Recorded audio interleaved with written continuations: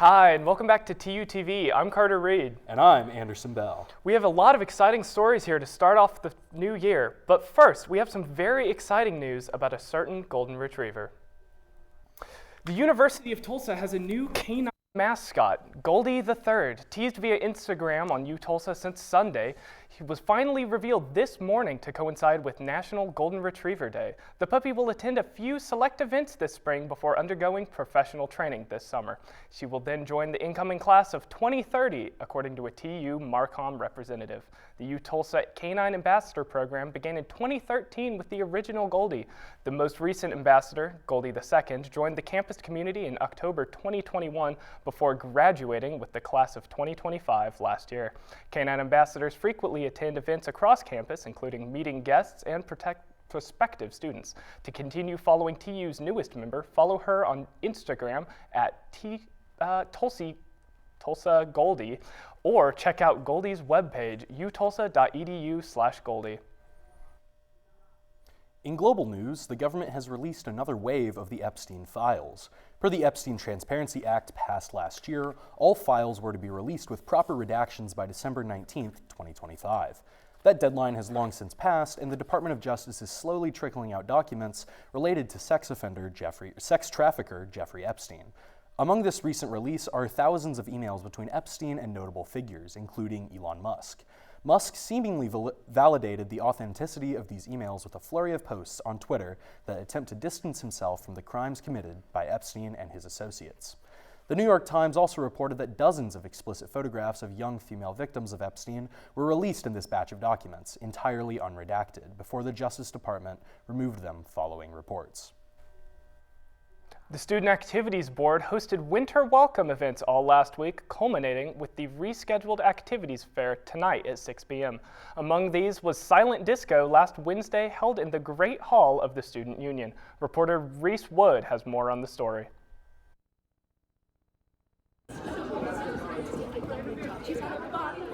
TU's annual Silent Disco took place last Tuesday in the Great Hall. The event was hosted by the Student Activities Board and featured free food, as well as 3 different music channels to tune into, depending on what attendees wanted to listen to. Been getting a little stressed out with my classes, just needed a place to let loose and kind of be myself. The Silent Disco was a part of the University of Tulsa's Winter Welcome, which saw various events take place throughout the week to help acclimate students back into campus life after winter break. For TUTV, I'm Reese Wood. You're up. Looks like the disco was quite a blast. The University of Tulsa has entered the final stages of their search for a new president, following the exit of Brad Carson last spring. For more on this story, we turn to TUTV correspondent Aristotle Orsini. Thanks, Anderson. Now, I've been invested in this presidential search since early last fall, when rumors were spreading that Kevin Hern might be stepping into the position. Now, I can tell you that 4 finalists have been chosen by the search committee, and that Kevin Hern is not one of them. Very little is known about these candidates, but there is speculation that former Tulsa Mayor G.T. Bynum may be among them. SGA President Katie Jo Ransom previously sent a message reassuring students that they would have an opportunity to make their voices heard about who the president should be, but that doesn't seem to be the case, as the board has denied a request from the deans of colleges to be involved in the decision, stating that the choice was the board's alone to make. That's all we know for now, but hopefully soon a decision will be made and students and faculty can prepare for the upcoming transition. We're already a 12th of the way through this new year, and February marks Black History Month, a time meant to remember, honor, and recognize the role Black people have had in our history. Last week, I sat down with the representatives from the Association of Black Collegians to talk about Black History Month and their club.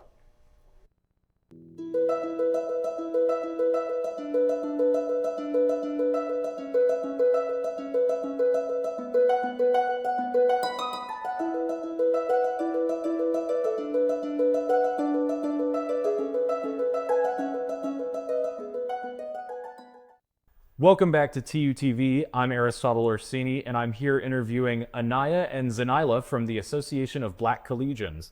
Thank you for joining us. No problem. Thanks for having us. So, tell me, what do you two do for the club? I'm the president of the club, and I'm freshman liaison. Now, what does a freshman liaison do? It's like a freshman representative. I'm supposed to encourage other freshmen to join and come to events and be a part of our community. Great. Now, what is ABC? It's a cultural organization. We have a mission statement. Our mission statement is the Association of Black Collegians is committed to fostering a safe and supportive space for all students, focusing on Black and Afro-identifying students. Sounds fantastic. So is it open to students who are not people of color, or is it exclusive in that way? No, it's open to everybody. It's just a safe space for a specific group of people because, every space is open to everybody, but like this one's curated more towards the Black or Afro experience. Right, okay. You guys were involved in the TU's participation in the Martin Luther King Day Parade, is that correct? This is true. How did that go? How did you organize that? Well, we just work really closely with like SAB and like other faculty, and they have us design the sweatshirt. So one of our lovely members designed the sweatshirt that you see for the MLK parade. And we also spoke at the parade, and we lead the parade and hold the banner. Fantastic. So the Office of Resilience and Belonging, previously the DEI office, as far as I know, used to be involved in the parade, but this year was not. Do you know anything about that and how that may have been different? I don't know anything about it particularly. I know like a lot of people are lacking when it comes to spaces as such as like hiring and such. So maybe they just didn't have the manpower. I know one of their like really close faculty is like leaving soon. So. Okay. So what struggles do Black collegians face on TU's campus? I just feel like we're not like heavily represented. Like there's like just things for everyone to do, and like when you think Greek life you think Panhellenic, but nobody thinks non-Panhellenic, which is like very close to our culture. So it's just part of the campus life to not be centered in the way that white collegians are. Is your club closely involved with the Divine Nine Greek organizations? A lot of our members are Divine Nine. Okay. So Black History Month is coming up. By the time this is up, it should be already February, unless, the earth explodes. So what does Black History Month mean to you? Well, it's just a time for us to really like commemorate the people that paved the way for us and to celebrate our culture. And it's just a month to like reflect on the history and how we've contributed to America and the greater just world in general. I know that's what it means to me. Similar to what she said, I feel like it's a month of representation and celebration, to remember our history and to not reteach it, but, make sure others are aware as well. So does your organization have any big plans for the month? Yes, we're doing a couple of traditional things that we usually do. So Soulful Soiree is happening probably third week of February. We're aiming for February 19th. I know everybody loves the food. It's always super good, and we always do dinner service. So 5 to 8 pack case is the plan, as well as a couple other events. We're having a poetry event, Verbs and Vibes. That's February 12th, 7 p.m. in Tyrrell Hall. And the last thing we're kind of working on is like a lip sync battle, just to have some fun to close it out for the last week of February. Sounds great. Are you going to be posting about these events as they come closer? We're planning to do like one big post for the beginning, like right at the beginning of February, but like we're going to keep reminding everyone as they get closer, yes. And if people wanted to stay updated with ABC and what you guys are doing, where would they find you? We have, you can follow us on Instagram, but we also have a GroupMe. So usually they're posted on the flyers, our Instagram and our GroupMe. So if you ever wanted to join them, they're available. So now looking beyond just this next month, what are your hopes for the future of ABC and what you'll be able to do on this campus? Okay, so since I'm a freshman, I'm going to be here a long time. So I want to see definitely more involvement. I want to see just a bigger space where people can come together, and I want people to be more encouraged to come together so that we can really get that sense of community that I've felt these past 2 semesters. Fantastic. Well, I think that's just about it. Thank you guys so much for coming. Again, this is Anaya and Zanila from the Association of Black Collegians. Be sure to follow their Instagram and join their GroupMe if you're interested in anything they have to offer. And we'll see you guys next time. TU's basketball teams had a strong start to 2026, possibly encouraged by recent initiatives to increase fan attendance. On the January 21st game against Memphis, men's coach Eric Conkle provided free beer to the first 500 students over 21, drawing a significant crowd from Greek life organizations. For last Sunday's game against Wichita State, athletics offered free Whataburger to student attendees. For a recap of TU's early season success, we now turn to sports correspondent Andrew Griffin. Thank you. Tulsa's basketball is making major noise to start 2026, with both the men's and women's programs delivering statement performances across the American Conference. Let's start with the men. Head coach Eric Conkle's squad has been on a tear, opening the year with dominant wins and one of the most explosive offenses in the entire country. They rolled through Charlotte, dropped 99 points on University of Alabama Birmingham, and protected home court with an 83-66 win over Memphis. Tylen Riley has emerged as a breakout scorer, highlighted by a 30-point performance in Tulsa's 93-83 win over Wichita State. David Green and Miles Barnstable continue to anchor both ends of the floor, and as of February 1, Tulsa sits at 19-3 and first in the American Conference. Now to the women, who have matched that same energy with a strong start of their own. Head coach Angie Nump's group has leaned on a relentless defensive identity, forcing turnovers and controlling the glass. Dora Torman has been a force inside, while Abby Yegedy continues to lead with the scoring with efficient, high-volume production. Their depth and pace have powered multiple double-digit wins, and the team's chemistry continues to grow with every game. Both Tulsa squads are showing grit, confidence, and a level of execution that has the fans buzzing. With all these consecutive decisive wins, the Golden Hurricane are proving that 2026 may be the year Tulsa basketball storms back into the national spotlight. That's all for sports. I'm Andrew Griffin. Back to the desk. Thank you. I know I'm looking forward to a possible Tulsa March Madness run, but still to come, a recap of the Tulsa MLK Day Parade and a new weekly segment. But first, before we get into that, let's check out the weekly weather report with Carter Reed. Hi, I'm Carter Reed, and welcome back to your TUTV weather. Today, Tuesday the 3rd, will be coming to a close with a slight winds and a high around 52 degrees. As we look now to the week ahead, we will finally be seeing warm weather returning to the Tulsa area. A low-pressure system is expected to move through Thursday, bringing unseasonably warm temperatures in its wake. Temperatures will continue to rise throughout the reaching nearly 70 degrees by this coming Saturday. This warm, sunny weather will continue throughout the weekend and into next week, with highs remaining in the mid-60s to low 70s, as a stationary boundary is expected to rest over the southern plains. As we look ahead to the future, a series of troughs are expected to form over the desert southwest next week, ejecting across our areas in 2 waves. Now, when we see warm weather and ample low-level moisture in the path of an atmospheric trough like this, that can often result in severe weather where those ingredients come together. The first trough is expected to come through Wednesday early in the day, but those troughs are expected to pass a little bit further to our south, limiting severe potential. A second higher amplitude trough is expected to move through the Tulsa area next week, but there is still enough disagreement among our models that it's difficult whether or not to say this system will result in stormy weather. With that, I'm Carter Reed, and this has been your TUTV weather. Hello, and welcome back to TUTV. My name is Andrew Griffin. And I'm Zach Edwards. Let's get back into campus events.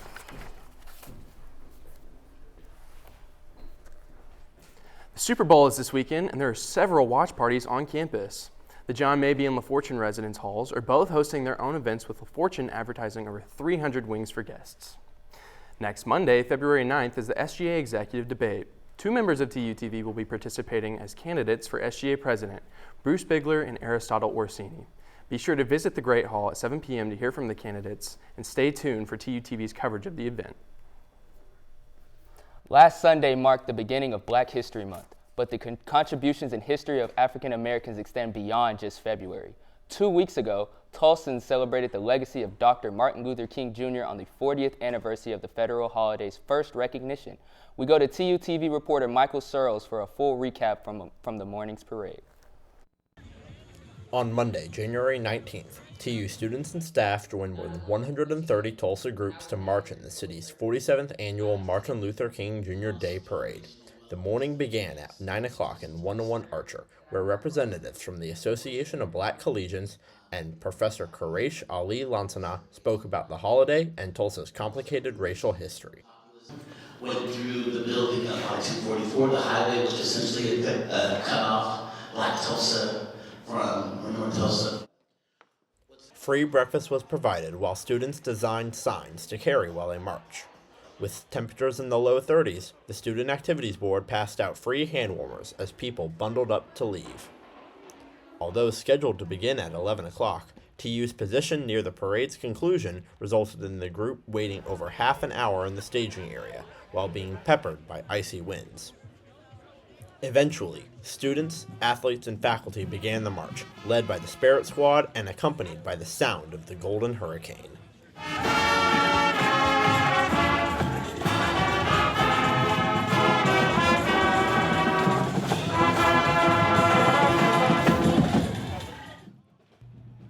The march began at John Hope Franklin Boulevard and passed OSU Tulsa's campus before turning onto Greenwood Avenue, eventually crossing Interstate 244 to enter the historic Greenwood Business District. Students who registered in advance for the event also received a free sweater designed by the Association of Black Collegians. Notably, the Office of Resilience and Belonging was not involved in the organization of this year's event, with SAB, ABC, and Peter Nguyen taking over those responsibilities.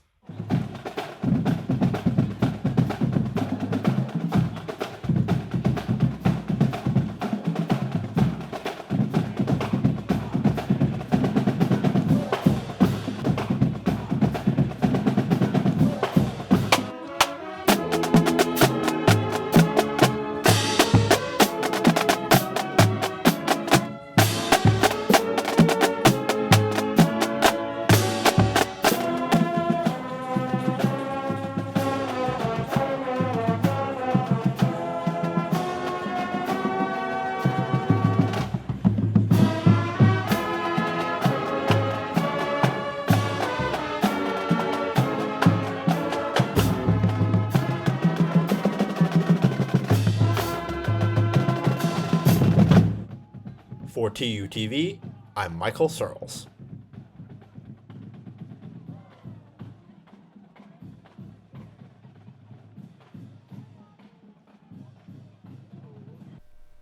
Last week, a major winter storm hit the southern United States, leading to snowstorms, freezing temperatures, and school closures throughout the region. At TU, some took advantage of the rare snow day to construct a sizable igloo on Dealer Commons. TUTV reporter Andre Lynch brings us an interview with one of the students involved. Yeah, well, I'm a sophomore physics and mathematics double major. And the inspiration behind this igloo was back in the New Year's 2021 ice storm that hit. I built a pretty similar igloo, a little bit smaller, with my neighbors and family. So I figured in college we got this great snowstorm. Snow was perfect for an igloo. Figured I'd do it again. It was just kind of a group of friends. A lot of us were in Bucks, Bed Upsilon Chi. The people who helped out the most, for most of it, Ian and Hannah Easton, Seth Bardson, Paul Eisterhold, and I don't know Colin and Lucas's last names. I hope I'm forgetting anyone, but they were there basically the whole time. Oh, how long did it take? It was 3 hours on Tuesday and then 3 hours on Wednesday. Do you have any other ideas of things you might do if it snows again this year or next year? Well, we were talking, we'd love to build a bigger igloo if we got more snow. Besides that, I don't know. I mean, I didn't actually go sledding this time. That could be fun.